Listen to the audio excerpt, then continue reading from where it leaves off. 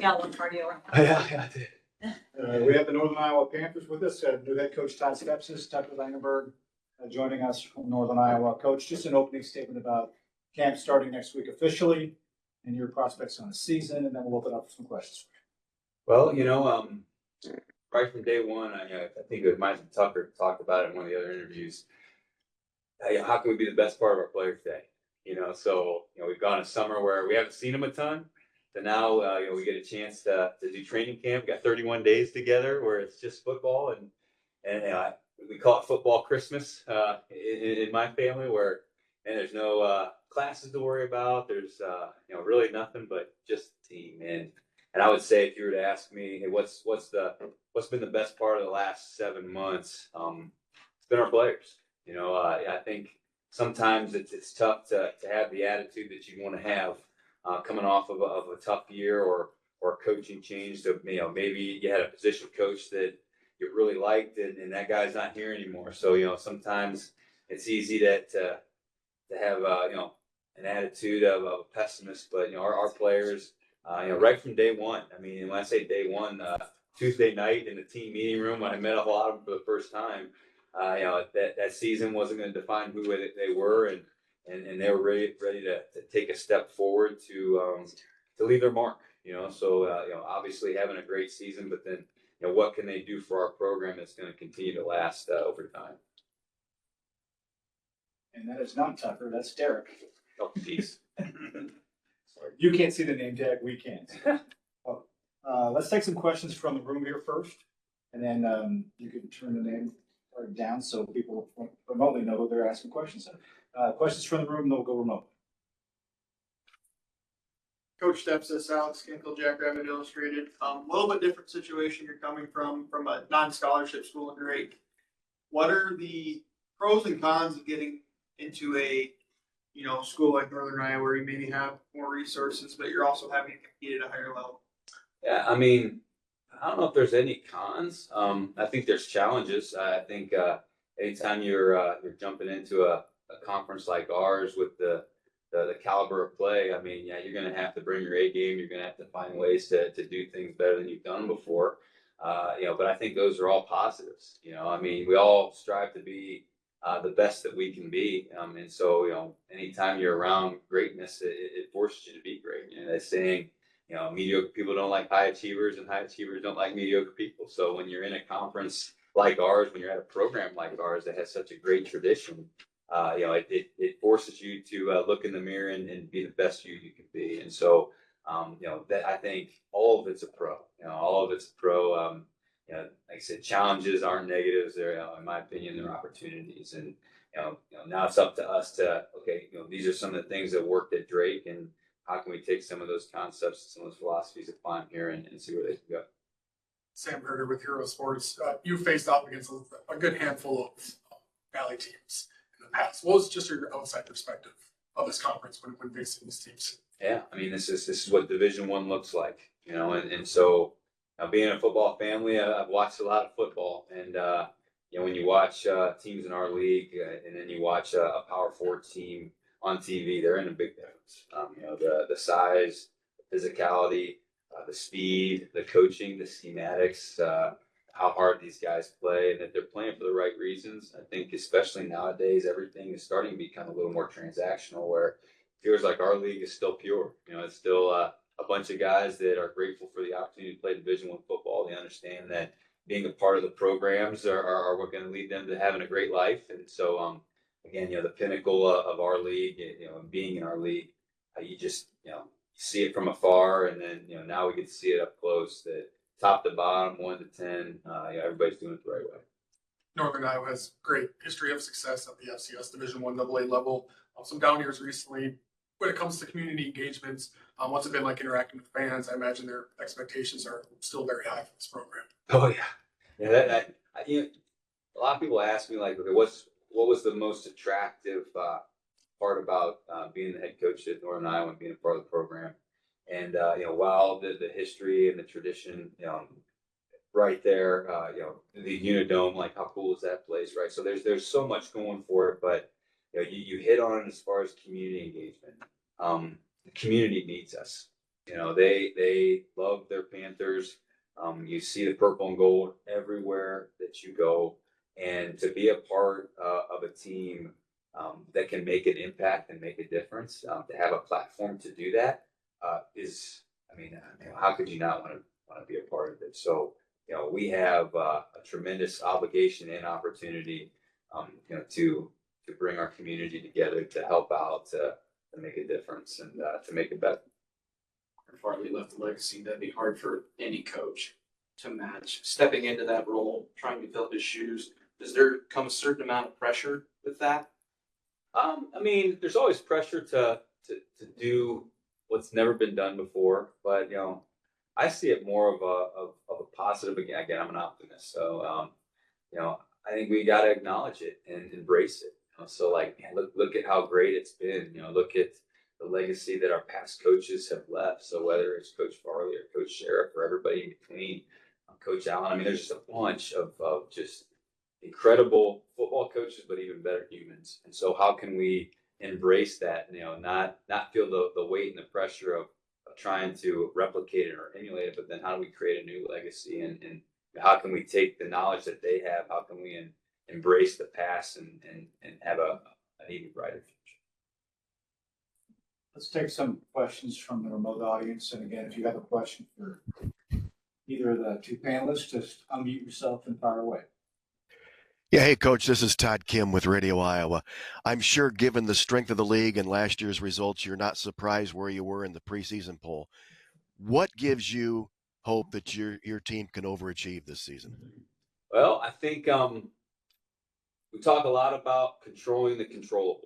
And you know, I'm not a big outcome guy. You know, you very rarely hear me talk about wins and championships and rings and trophies and all that stuff, though I do know that it's important to accomplish all those things. But you know, I go back to a story of the first day of spring practice, and I shared this in one of the other interviews that we did.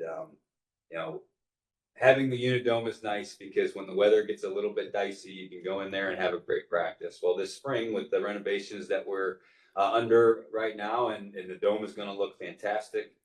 You know, we had to be outside, practice 1 to practice 15, and you know, and north of Route 20 there, you know, weather gets a little bit dicey even into the month of May. And so practice 1, we're walking from the dome out to the field.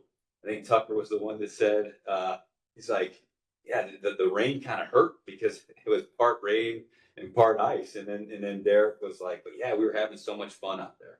And so I knew that we were on the right track, where I didn't hear a lot of complaining, you know, we're usually inside, or, oh, it's cold, or, you know, this isn't going to be a great practice. No, I mean, you know, we have a bunch of guys that have embraced the get to versus have to mentality. You know, they understand that they've been given a gift, the gift to be able to play Division I college football, and they're not going to take it for granted. And they've been given a gift to get a great education, University of Northern Iowa, and they're not going to take that for granted. They're not going to do that half speed. You know, they're going to be all in for all that they're doing.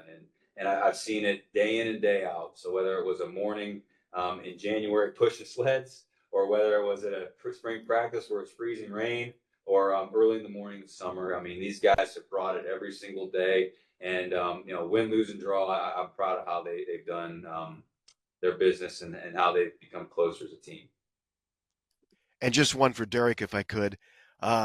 Derek, you know, in this day and age of the transfer portal, with a coaching change, it could have been easy to move on and find somewhere else to play. Why did you feel it was important and you wanted to be part of this rebuild?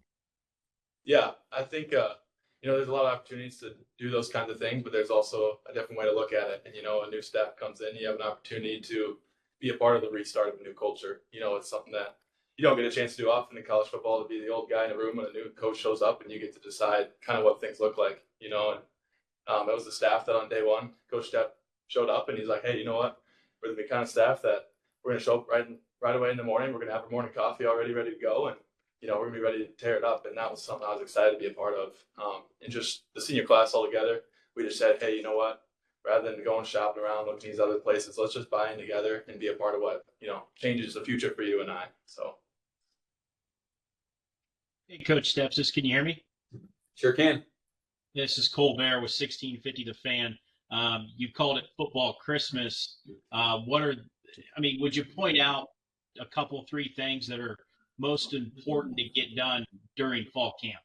Oh yeah, well, the one thing that you have to be careful with, whether it's spring football or fall camp, you got to definitely have a pulse on how your team is feeling and doing. I mean, 31 days to your first competition, you want to try to feel as good as you can, leading into that first game. Now, part of that is programming and the structure of our days, but part of it's on these guys to be able to be prepared to when we show up here in a week that their bodies are going to be able to withstand a grueling training camp. But I do think training camp just as important of tightening the screws a little bit and dotting the I's and crossing the T's.